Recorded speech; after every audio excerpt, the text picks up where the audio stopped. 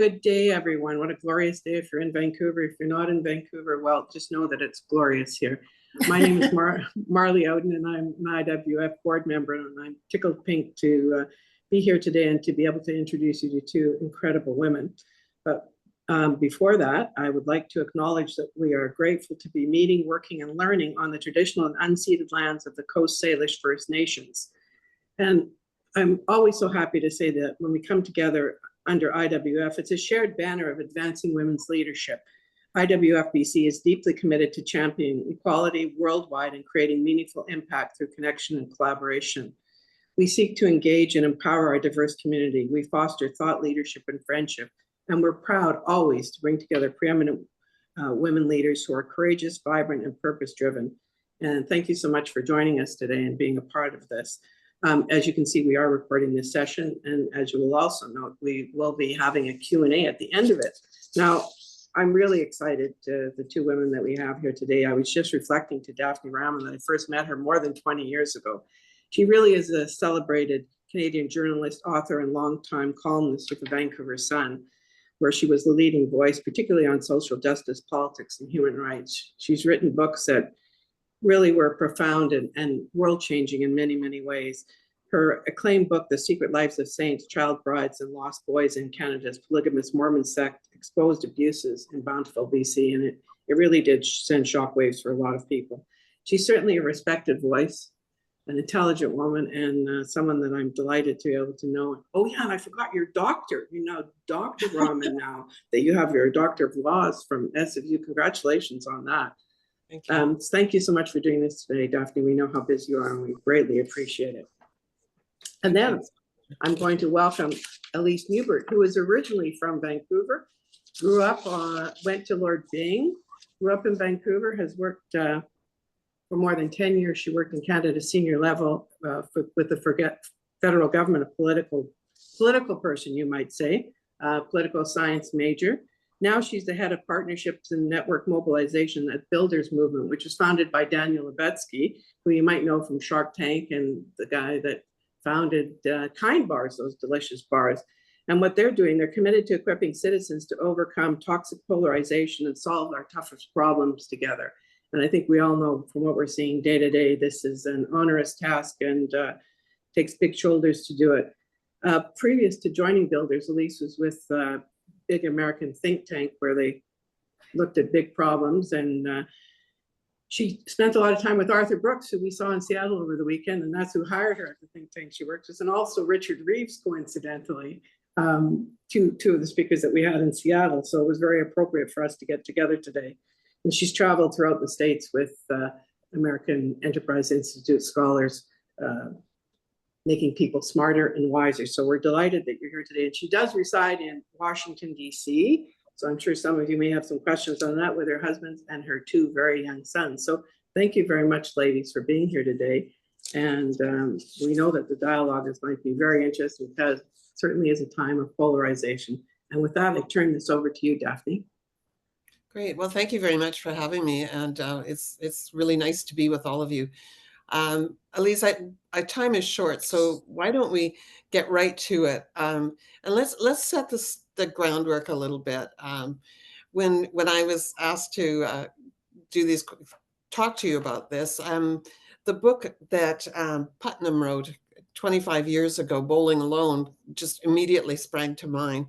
And he talked about how the breakdown of these community organizations and groups like Junior League and the Eagles and the Lions and all of those animal name things, is that where this started? Did it start with that sort of alienation from community organizations, or where does the polarization go back to? Where are its roots? Yeah, I think that's a really great place to start. And first, I want to say thank you, everyone, so much for having me, and Marley for thinking about me. I have been in the States for almost 10 years now, but Vancouver and Canada are still very much home, and I am still listening to my CBC podcast on a daily basis. So a chance to connect with all of you and talk about these important issues means a lot to me. So I'm excited to be here. I would say on the polarization front, certainly in the American context, I think luckily to a slightly lesser degree in Canada, polarization has always been a part of politics down here and a part of the culture down here.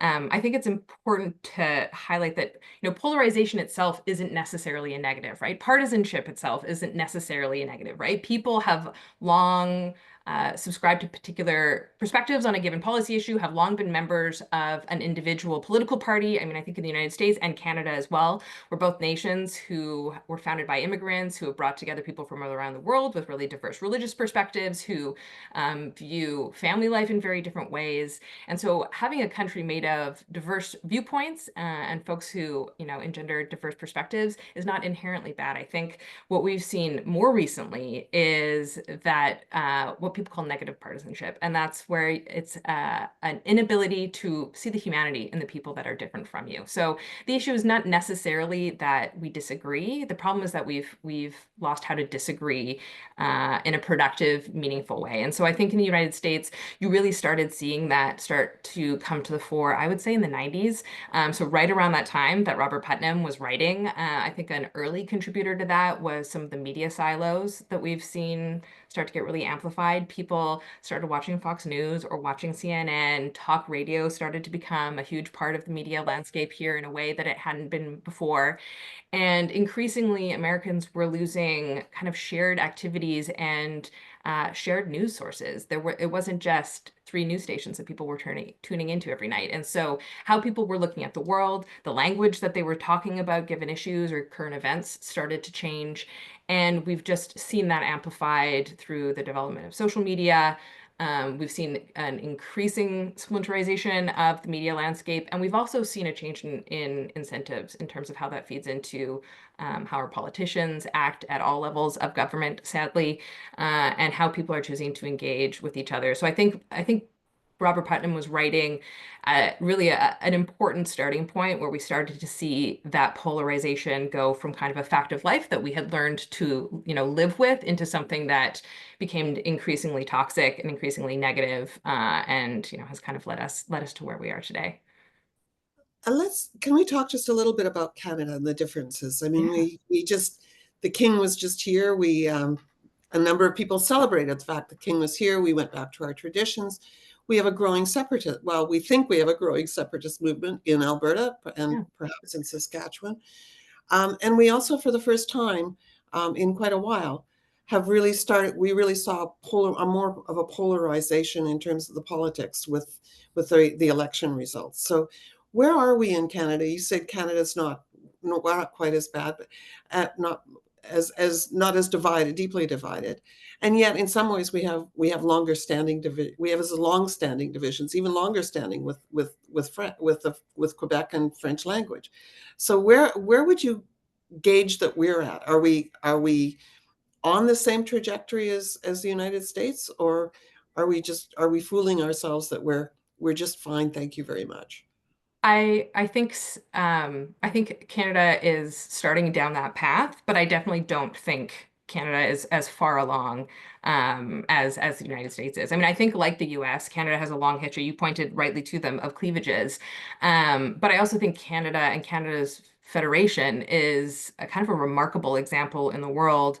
Other than a very brief period in the 60s, our separatist movement has not been particularly violent. It's found a healthy outlet in our national political system and frankly, as I said, in our federation, through the Prime Minister in Quebec. And so I think for the vast majority of Canadian history, we've really found a way to make it work in our federation. And I think even the recent the recent election, yes, you can say that we're now left with much closer to a 2-party system. But what stood out to me, and I heard a couple commentators who are much smarter than I point this out, and I was grateful for them for doing it, was what was more remarkable was the swing in support. Something that's really defining in the United States, and I think is a major contributor to the toxic polarization that we see down here, is party identification. 20 years ago, somebody's political affiliation and which party that they were registered with would not have shown up in the top 10 descriptors of how somebody viewed themselves, right? They were a mom, it would be their profession, what state they were from, maybe what church they went to. But now you start to see Republican or Democrat in the top 3 ways that they describe themselves as an individual. In Canada, when you were looking at the polls, the Conservatives were ahead by, 20 odd points, if not more, at the end of last year. And by the time of the election, that had swung, what, 26, 27 points? That shows not a particularly sticky party affiliation for a large number of Canadians, which is hopeful for me that people were focusing on ideas, they were focusing on pressing issues of the day, and they weren't as concerned with kind of blind party loyalty. And I think so I would, as Canadians, I would take that as a hopeful sign and an important differentiator right now between the two countries. But some things that I think are in common are an increasingly fractured media environment. You're definitely seeing more partisan news outlets in Canada. Thankfully, most Canadians still rely on mainstream media in Canada, so it has less of an impact, but that's definitely a growing part of the media ecosystem. You're still seeing the rise of social media and the echo chambers that creates and the access to mis and disinformation that you see down here. I think you're also seeing similar incentives for politicians to behave in increasingly partisan ways, right? The things that get clipped in question period that can end up being an effective tool in fundraising or ends up getting shared on social media are not necessarily the productive, nonpartisan, policy-focused, 2-minute answers to a thoughtful question in question period. It's much more that jibey, divisive kind of language that has just become the norm down here. And the last thing I'll end. Oh, Is sorry, one go of ahead, the Daphne. is one of the cleavages that we're seeing though is it really on is it on economic lines? I mean, one of the things that to me separates Canadian politics from US politics is the money that's involved. But we're also but so how much is this the disparity between rich and poor that seems to have grown in that obviously has grown in the last 20 years? How much is that driving this division? This feeling of I belong or I don't belong, and I have a voice or I don't have a voice. Yeah, I mean, something that I think that I think you're definitely touching on something here. Populism has grown dramatically on both the left and the right in both countries. A big difference down here is there's a much bigger gap between the rich and the poor, just because there's much richer people down here. It's also a tougher country to be poor in. There's a less strong social safety net. But I think affordability in Canada is without a doubt the number one issue. I think Donald Trump declaring a global trade war was literally the only thing that could make affordability not the number one issue for most Canadians. I mean, I see some friends on this call who, we've talked a lot about how impossible it is to buy a home in Vancouver. I live in a nice part of DC. My house here would probably cost 3 times as much in Vancouver, and I'd probably be making half of what I'm making here. Like these are real serious concerns. Both my brother and I left Canada to move down to the States. So I think the sense of is the Canadian dream available to me? Are the opportunities that were available to my parents available to me? And do people in Ottawa hear me and care about me? Is a really legitimate concern. And that populist bent that we are seeing in both countries, I think, is very much a part of that affordability and wealth disparity factor that you point to.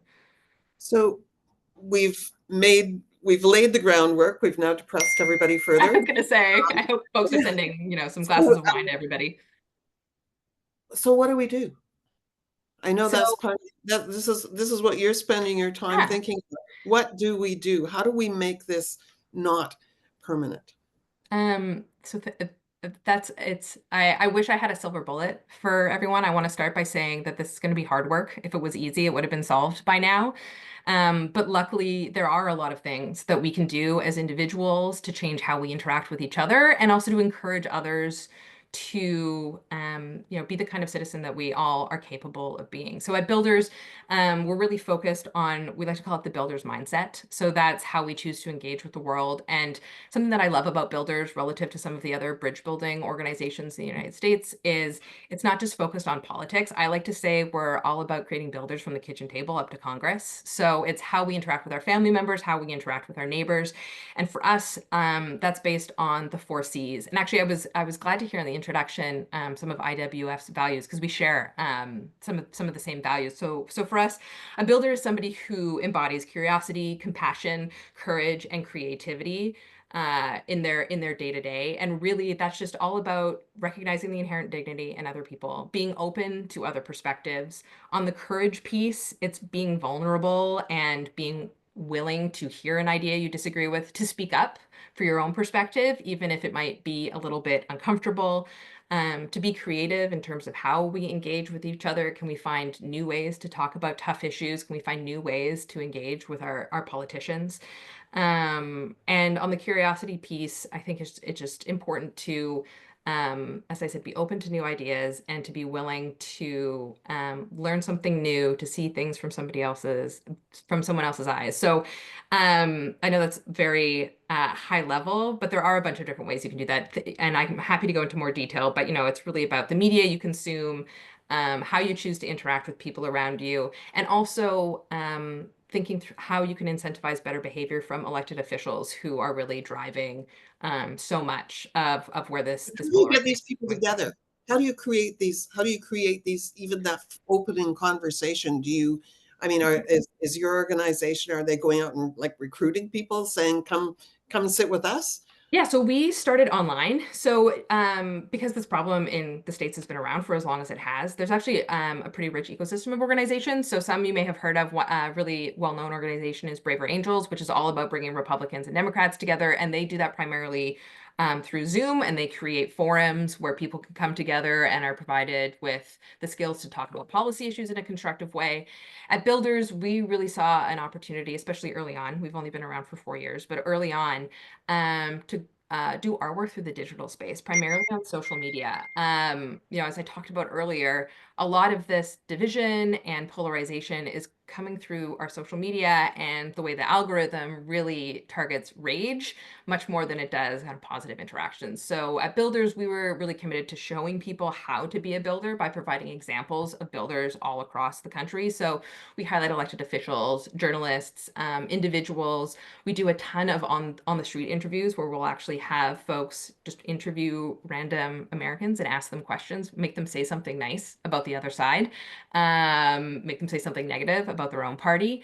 And one of my favorite places on the internet right now, if I need a little pick-me-up, is to go to one of Builder's social media channels. Instagram's a great example of this, and seeing how people who are self-described, MAGA supporters or self-described Democrats are actually talking about issues in our comment section and talking about how needed the kind of space to come together is.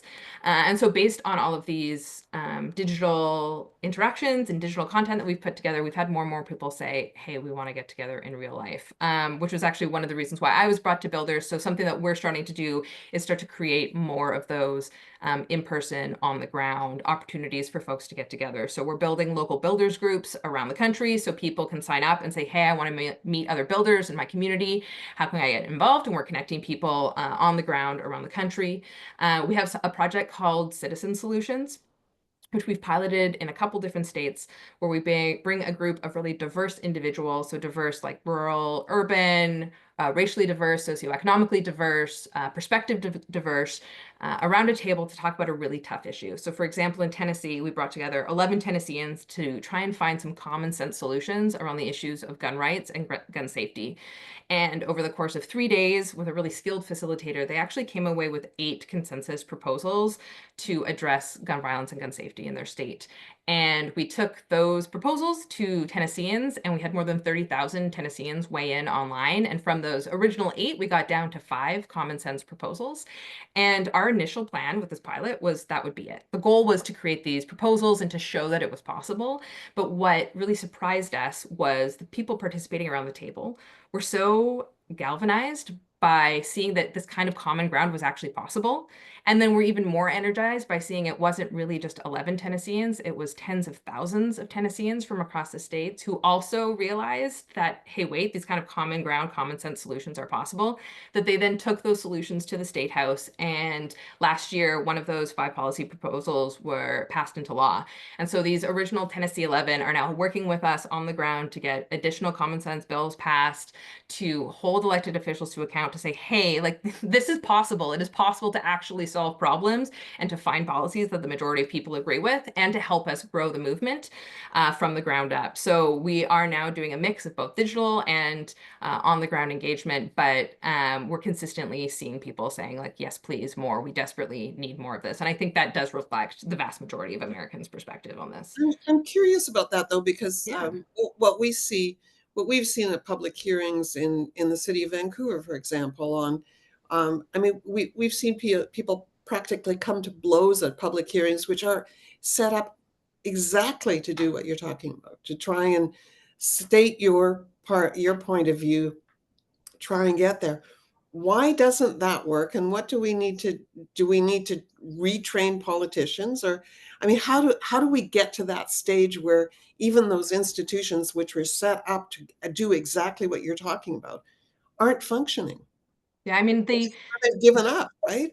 I mean, yeah, no, and I mean, it's fair. And I mean, I think though, even those like public hearing settings, you see them in the same, you see this in committee hearings, you know, at the federal level in Canada and the United States as well. They're set up in almost an adversarial fashion, right? Like the idea is you take to the mic, you have your 2 minutes to state your case. You don't have to be there for any other part of the hearing. You don't actually get to know who anybody else offering their opinions are, or why they may hold the beliefs that they do. So our citizen solutions, I mean, it's a big investment in time, right? These people come together for 3 days, and the first day is really just folks getting to know each other and seeing each other as people and not just as opinions. And that's hard work, and it's hard to do at scale. So that's something that we're, you know, trying to figure out and work on. I mean, down here, you've seen some other examples of citizen assemblies being a way to try and have more representative legislative opportunities. You also down here see more opportunities for like citizen ballots. So if people feel like a city government or a state government is not putting forward a policy that the majority of the state would support, you can have a citizen-led ballot, and that can end up on the general election ballot. And so citizens can vote directly, kind of taking that away as a tool for elected representatives. So I think there are ways to do it, but sadly, a lot of the way our system is currently built is just has that adversarial nature just built right into it. So what do you say to individuals like those of us who, you know, the IWF, in some ways we're trying to do that too, but what do you say to individuals? What can one person do? I spoke to another women's group recently, and it just happened to be on the day that the tariffs were announced. And a couple of them said, I'm going to get a pitchfork. I'm going to stand at the border. I'm going to keep Americans out because I want my country to be free, and I want I want Canada to be strong. I mean, what do individuals do? Like it was odd to me that somebody would say they'd take a pitchfork rather than which is completely against the Canadian culture. But what do we do? I think Canadians are going to need to get out of their comfort zone a little bit on this, because I think another big difference between our two countries is, you know, in Canada, and feel free to correct me if I'm wrong, because this might have changed since I left, but certainly when I was there, politics was not necessarily considered appropriate water cooler conversation in a way that it is here. But I think, you know, Canadians and Americans too need to start feeling a little bit more comfortable speaking up. Down here, a big problem is it's the extremes that are really taking up all of the airwaves and are really dominating the conversation on any given issue. And there truly is a silent majority of Americans, center right, center left, who are sick and tired and have tuned out. And so the way the incentive structures are set up for elected officials, for media, is if the only people showing up are the extremes, then that's what they're going to cater to. So for the rest of us who aren't on either extreme, it's really important for all of us to show up and to demand better from our media outlets. And a big way to do that is to vote with your feet.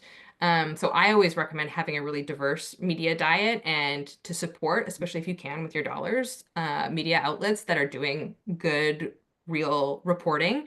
It's a bigger issue, as I said, down here than it is in Canada, but still it's important. Like, make sure you subscribe. Don't just enjoy free articles. And I'm not just saying that because a journalist is interviewing me right now.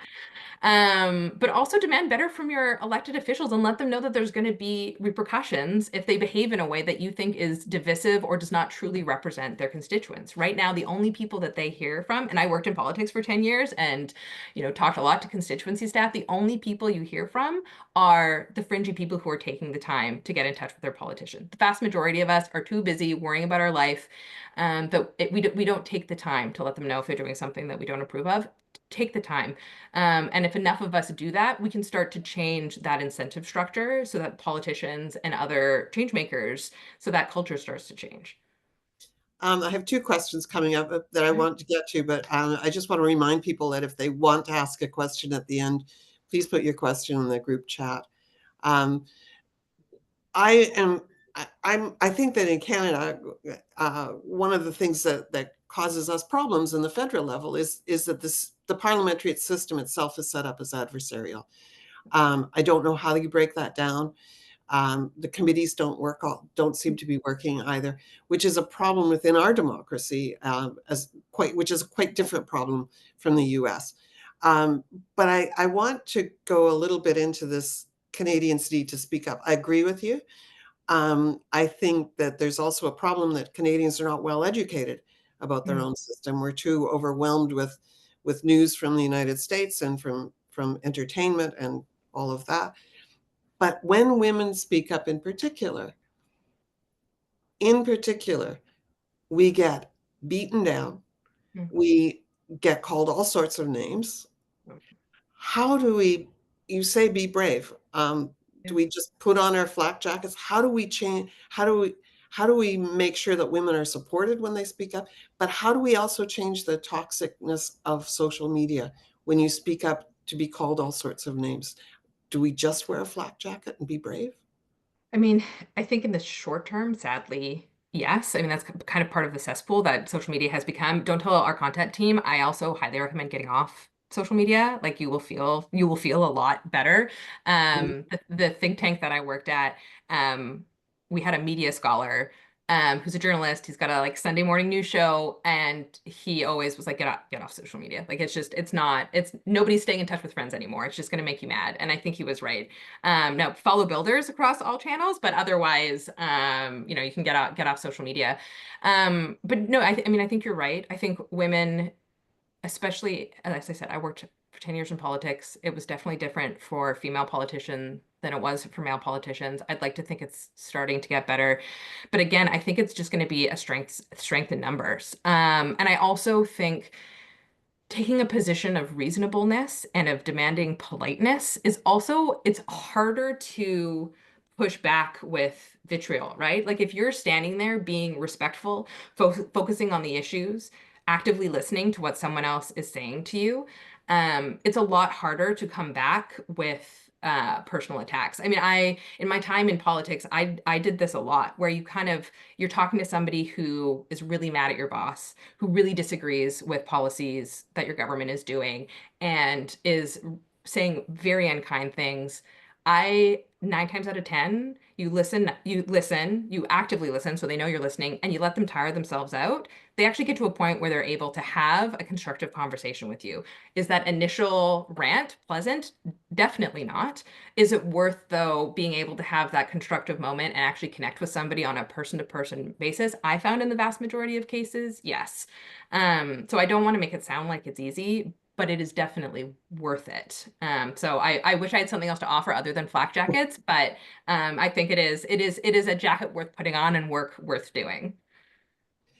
Uh, is do we need to form alliances though? I mean, do we need to find those safe places to start out those conversations? Yes, and I also would very much encourage people to reach like a way to be a builder is to get out of your bubble, right? Something that I really value about builders is it's ideologically diverse internally. That's not necessarily the case in the bridge building movement more broadly. It's very much more of a left of center space in the United States. But I think if we want to do this work meaningfully, it's not just about creating a safe space with people that disagree with us on an issue or agree with us on an issue. It's about getting people together who are committed to constructive conversations, regardless of whether or not we agree on a given issue. And I think that's where the courage piece comes in. Especially in big cities, it's very easy to get into ideological silos and to actually never meet somebody who disagrees with you. And so it's really easy to have that person be a boogeyman because you've never actually met somebody who has those views and understand why they have those views and actually understand what points of commonality you might have. So I think the safe space is not about issue alignment. It's about a commitment to those values of constructive conversations and a commitment to problem solving and a government that actually represents the majority of people that it's supposed to be representing. I spent my last 3 years working as a columnist without a newsroom.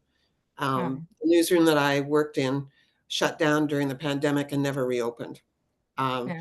and it seems to me that one of the problems is that it's so much easier to yell at each other when you're not in the same room. And I'm wondering if I think that seems to be one of the problems too.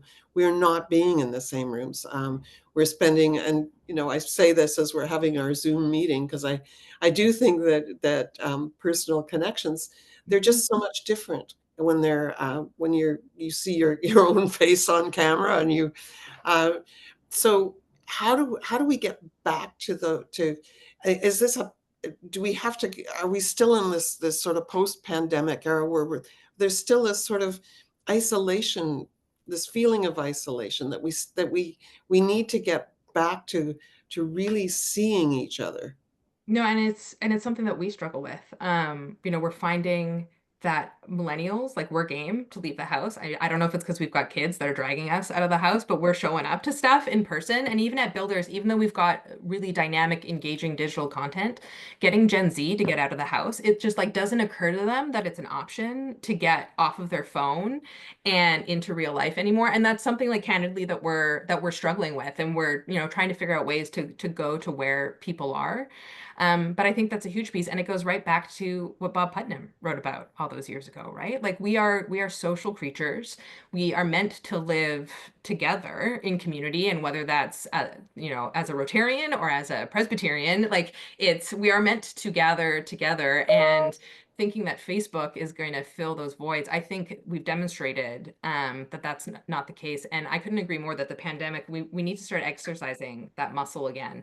And I think that's also like that's a testament though to all of you, right? Like you all joined IWF and found community with each other and are, willing to brave the US border to go to a conference to learn in an even bigger community of women. So, I mean, I hat tip all of you for finding that community and being, even though we're, on Zoom right now, being willing to get together in community.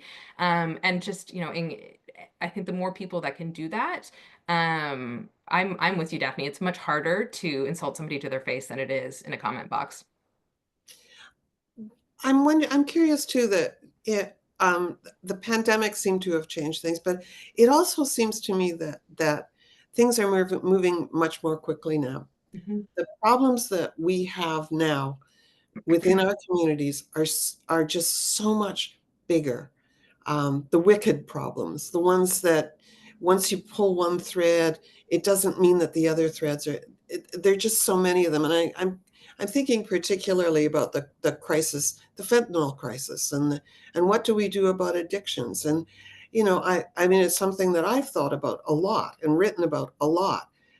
I'm no closer to understanding, and I drove down East Hastings last week, and I think it's worse. I think it's at least as bad as it's worse. It's worse, despite all of this.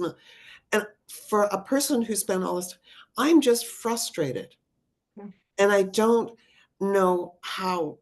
Even getting groups of people together to talk about these wicked problems, what we end up with is just being frustrated. I mean, how do we deal in a society? We've got that, we've got AI, we've got housing problems, we've got a greater gap between rich and poor.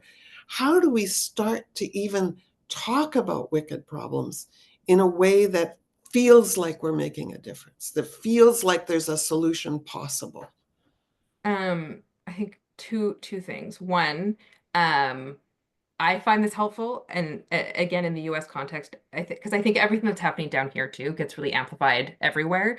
But I remember asking this question of Yuval Levin, who's a thinker at AEI, and who's a gentleman that I admire greatly. And I said to him, I'm a millennial. I graduated college in 2000. Well, I came of age with 9/11. I was in grade 9. I graduated college in 2008. We then had a global pandemic, and now I'm immersed in, a second almost great recession, and living through a second Trump administration. Like, has a generation ever had it so hard? And he reminded me that in the United States in the 60s, there were domestic bombings on a weekly basis, that campuses were burning down from anti-Vietnam protests, that the streets were filled with individuals protesting for basic human rights in the civil rights movement. Things have been really bad before, and things have been really divided before. And that's not to take away from a lot of the really difficult problems that you highlighted that can feel very intractable. But I think it's a little bit of context. It can make it feel a little less hopeless. And all of those issues were solved by, again, people willing to come together and to raise their voice when it was scary and when there was opposition, and to demand better. And I think, especially on some of the issues that you talked about, Daphne, and we've seen success on this with some of the issues that we've worked with in our citizen solutions, is on a tough policy, getting out of that like policy bubble where it's the same people talking to each other all the time about what the problem is and what the solution is. If they, like, candidly, if they were going to come up with a solution, they would have by now. I mean, how much money has been, speaking of fentanyl, like how much money has been spent, how many lives have been lost? And to your point, you're driving down last week and it looks worse than it ever has. Well, maybe there's somebody who is not involved in in addressing those issues that might have a perspective that has no mechanism to contribute at this point. Or maybe they would have an idea that would spark another idea. So I think looking at whether it's a citizen assembly or just bringing together, widening the conversation to get more ideas and to get more creative and to be willing to take some risks, I think could do a lot to address some of those really hard problems. But I'd also, just when you're feeling bleak, remind, like, there have been other tough times too when we've gotten through it. But it usually has been because we've come together. So hopefully that's a slight consolation in this otherwise very bleak conversation we've been having, Daphne. Well, perhaps you're more resilient than the rest of us are, because that's all you've seen. I mean, It's true. It's true. I haven't really known a nice, boring state. The 90s were great. I remember the 90s being great. Do you? I'd be interested in your perspective on how you think the new prime minister in Canada is approaching it. He seems to have, he seems to be in some ways doing some of the things that you're talking about. He seems to be inviting people to have a say, and I'm sure there are other people on this call that may have a less generous view of him, but he does seem to want to pull people together. The question is whether or not those people want to get together, and how do you get those people together? I just noticed on the chat, someone's has asked the question, what is community? How do we define that? Who gets to be included in a conversation? No, and so first on the prime minister, I've been really pleasantly surprised in kind of the change in tone with this prime minister. He seems to be responding, frankly, to the election and recognizing that it was a wide swath of Canadians that elected him. And so it is appropriate that he govern in a way that reflects as wide a perspective of Canadians as possible. His meeting with the president got a ton of coverage down here. And I think he did a really admirable job of standing up for Canada without and needlessly antagonizing the president, but still, staying firm in his convictions. I think the speech from the throne, similarly, hit a lot of really unifying notes. There wasn't the same kind of attention on traditional, more cultural war issues. So I agree, he seems to be rising to the occasion. We'll see. Politics often gets in the way of good policy. So who knows if it will continue, but I think he's hopefully setting himself up to be successful. Perhaps a career outside of the political system is helping him in this way because he just responds to incentives differently. But no, certainly as a Canadian abroad, it's been nice to see. I'll be curious to see how the cabinet responds, to your point, to see if, a directive is given to committee chairs to maybe shape up and cut down on some of the partisanship, hyper-partisanship in committees. There's the Canadian system is so executive focused, that he really can set quite a tone. So hopefully we see that start to seep down into the rest of it. In terms of how we define community, how we define belonging, and who gets to be included. Something I love about Canada and I love telling Americans about is, the last election I was really involved in was 2015, and it was the third longest election in Canadian history. It was 11 weeks, which Americans, they cannot wrap their minds around. And all three parties combined spent $50 billion. That gets you an ad buy in Texas down here for 2 weeks, right? It's $50 million. And so, corporations aren't allowed to have a voice. Unions aren't allowed to contribute. Everybody has as much of an opportunity to make an impact as anyone else in Canada, which is, I think, a really big bonus in our system, and I think a part of our system that not enough Canadians take advantage of. And so it's a lot easier to break into the political world in Canada than it is in the United States, where you see, special interests and the exceptionally wealthy sometimes have an easier time of it. So I think that goes back to that moderate middle demanding a seat at the table, because you just have to ask for it in a lot of cases in Canada. And it doesn't take much to get involved with a local riding. It doesn't take much to write a letter to the editor. It certainly doesn't take much to let your local MP know how you're thinking and to encourage others in your network to do the same. The barriers to entry in Canada are relatively low. And so I think more Canadians need to take advantage of that. Is there, I'm suggesting that people, if you have questions, please ask them. We'd like to hear from you. I need a softball. Daphne is really asking me all the time how to solve the fentanyl crisis and tariffs. So how do you stay positive? How do you, I get it that you say, there have been worse times. I was recently in London, and I went to the Churchill war rooms, and I was reminded that the generation before me certainly went through a very, very difficult time. When I think of my parents' generations, they went through the Great Depression. Many of them immigrated. My ancestors all immigrated in that previous generation, and yes, things are harder, but how do we stay positive? So I'm very lucky. Both my last job and this job, a non-trivial percentage of my day was talking to impressive Americans all around the country, doing amazing work, usually with their heads down in their communities. And so that could be a business person with an interesting business model. That could be nonprofit leaders. It could be state or local government officials. But I often say I don't have a lot of faith, certainly at the federal level, in American politicians, but I have a lot of faith in Americans because I've had a chance to see people doing really, really good work. And I think that's one of the problems with the echo chambers that we get stuck in, is it's all the bad stuff that gets amplified, right? That's what the algorithms like. It's all the ragey, clickbaity stuff that we see. And so we miss all of the really great work that is happening, and it makes us feel isolated, and it disincentivizes us to get along.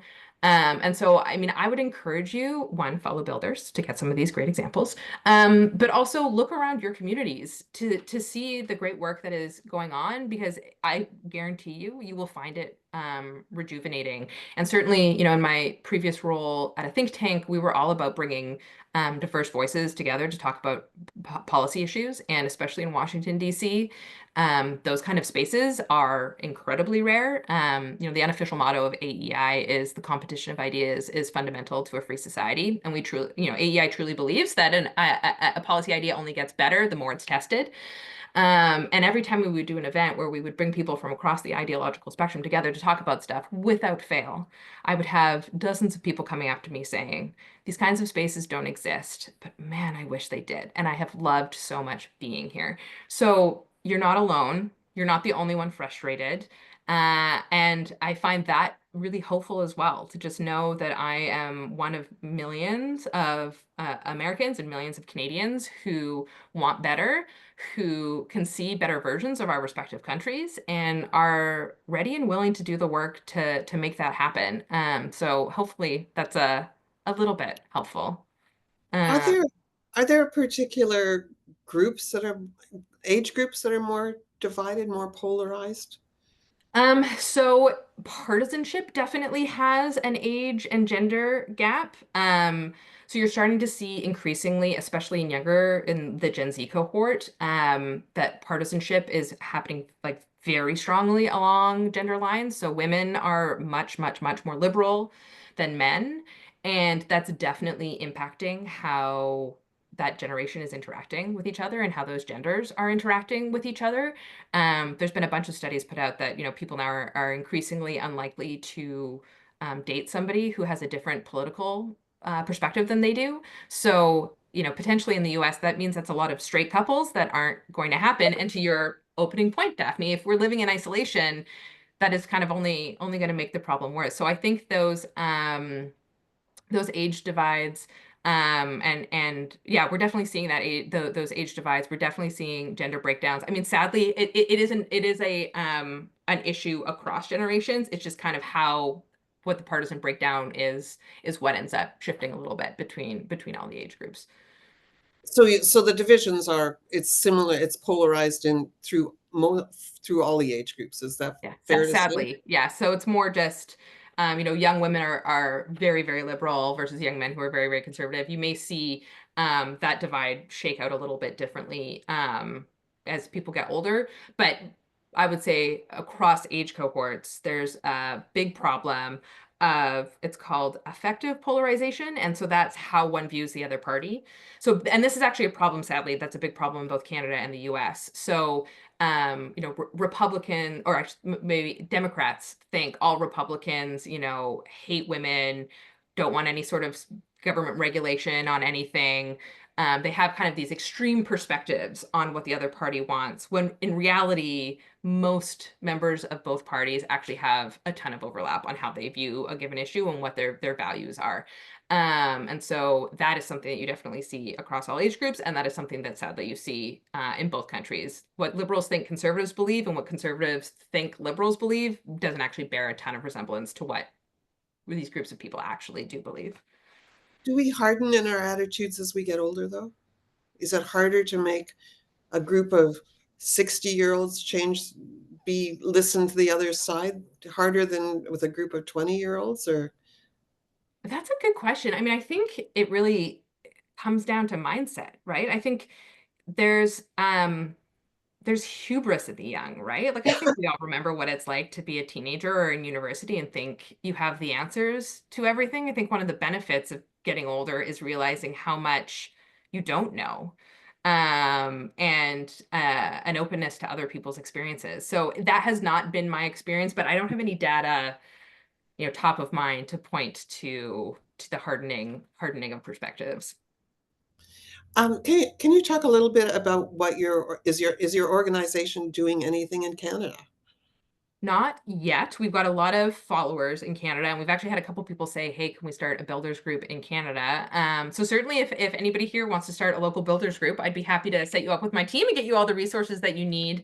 But no, we don't have a formal builders chapter yet. But I will say, long-term goals are to be international. Builders has not even been around for 4 years yet, and as I'm sure you all know, we have our work cut out for us down here. But sadly, these issues of polarization and extremism are not unique to the United States, as we've been talking about this afternoon. So definitely a need in other countries, and would eventually like to be able to expand to other places. And one of somebody is asking on the chat, are you taking advantage of retired people?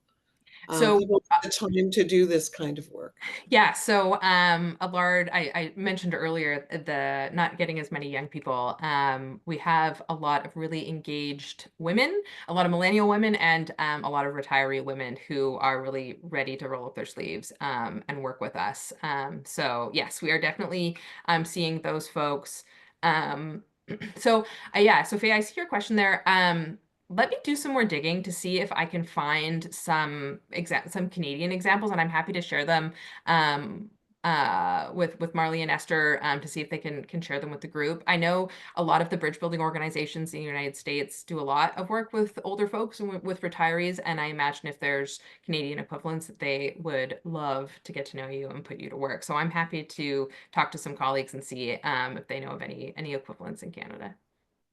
How much of this polarization um, really stems to from the way we are not learning, or we are not teaching children in school about that, about how to interact with one another. And I think, again, it goes back to the pandemic. Some of these kids were out of school for years. Um, and but do we need schools to, and I hate to lard it onto, add on to the burden of teachers, but do we need within our education system to be able to, and I would say it's more difficult now in the United States and maybe more difficult in Alberta with banning of some books, or but how do we raise children to view perspectives, to have this broad horizon, and so that they don't end up polarized by 20. So one of our movement partners, and that's a group of grass tops leaders here in the United States that work with us to help amplify and share the work of builders, is Jonathan Haidt. And he wrote a great book called The Anxious Generation. And he's now doing a ton of work to get smartphones out of schools. Um, because kids are not learning how to interact with each other anymore. Teenagers are not getting into trouble in a way that is healthy and necessary for them to figure out how to, interact in the world. And so increasingly down here, you're starting to see cell phone bans, where kids have to drop off their phones at the start of the day. And you're seeing this across red and blue states. I think parents are starting to realize, regardless of partisanship, that this is a big problem. And I think that will be a really helpful tool. And I'm genuinely curious to see how that impacts how students are engaging with each other and with the learning materials. Something else that I also agree with is the idea of teaching social emotional learning. So that there was a big fad down here to have social emotional learning classes be introduced to help teach some of those soft skills. I think we've started to see a bit of an erosion of what that social emotional learning looks like. And depending where you are in this country, as with any other issue, there's kind of been a partisan bent to what social emotional learning can look like. So getting back to those core soft skills, I think would be hugely important. One of the scholars I worked with at AEI specialized in workforce development, and this was something he talked about all the time, that you can teach someone to code. It's a lot harder to teach somebody how to properly behave in a meeting. And so like starting young makes a huge impact. And so I think that's definitely somebody, like, this is something you could be doing with your local school board or your provincial government. Is, there's a lot of local government has a lot of power in Canada to make those kinds of changes. And so that is a great example of something. You get enough people raising their hands and saying, hey, can we do something about this? That, is an area where we potentially could see some change. I'm I'm curious, what how I learned how to do many of these things was at home, Mhm. at Sunday dinner, and I'm curious about what you're telling your children, and what you do at your home, that is preparing your kids to deal with this. So I mean, as I think with most things with kids, is we try and model it. So something I love about DC is how diverse it is. So my both my kids were adopted and they're both Hispanic, so they're a different race than my husband and I. So we have even just a lot of difference around our table, and our family looks different from most families in our neighborhood. So we talk a lot about the different ways to have a family, how people should be talking to each other. We help and equip them if they get questions about this, how they should be talking about it. And I've also been like blown away with we're lucky Eben's at a great school, and they for African American History Month they talked all about Martin Luther King, and they found a way to make it age appropriate for 3 and 4-year-olds. They talked about him as somebody who wanted to make sure that the rules applied equally to everybody, which is something like a 4-year-old can like very deeply understand. And so we also try and just emphasize and shore up those kinds of lessons that he's learning as well, and try and teach them about examples of people who embody the values that we think are important. But I worked for a conservative think tank and a conservative government and live in a very liberal city, and so I am speaking to people with whom I disagree most of the time. And so, or I should say, I disagree on policy, a lot of policy issues most of the time. And so I hope in the way that I talk to people on a daily basis is something that my sons pick up on, and that they can bring into their everyday life as well. Well, when I was growing up, we always had huge debates over all sorts of things Our on at house Sunday too. dinner, and we had a crisis when the library quit answering, when they shut down on Sunday evenings, and we couldn't phone the library to check the facts. At our house, we were, yeah, at our house, we were a grab the encyclopedia off the shelf, dinner time family. I think our families sound very similar, Daphne. But I have to tell you that when I did work at the Globe and Mail in the sports department, and at nights, and we used to get phone calls from people that wanted us to settle arguments. So you'd go and look up things for them, and then you'd tell them the answer, and you could hear them getting off the phone, telling them the completely wrong answer that supported but they'd made the phone call, right? So I'm So hoping you were Google before there was Google.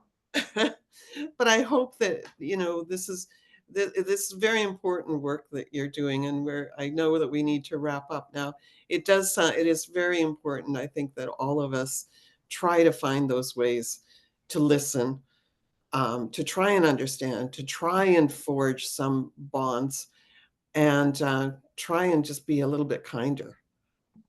And I had mentioned this when we were in our green room, but I really trying to have a diverse media diet, and I'm going to share a bunch of newsletters that I find really helpful, that talk about news of the day, and they make a point of saying this is how people on the right are thinking about it, this is how people on the left are thinking about it. Here's what AP fact-based reporting results in, and I found it really helpful to get a broad sense of how folks are looking at things, and use that as a tool to kind of help with that empathy piece. So happy to share some of those resources as well.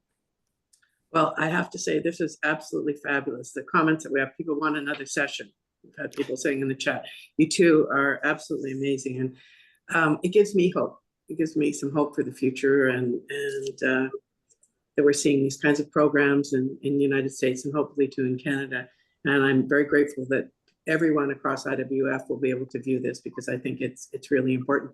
Daphne, always a pleasure. Elyse, so enlightening. I appreciate you taking the time up from what I know must be a very busy day to do this. And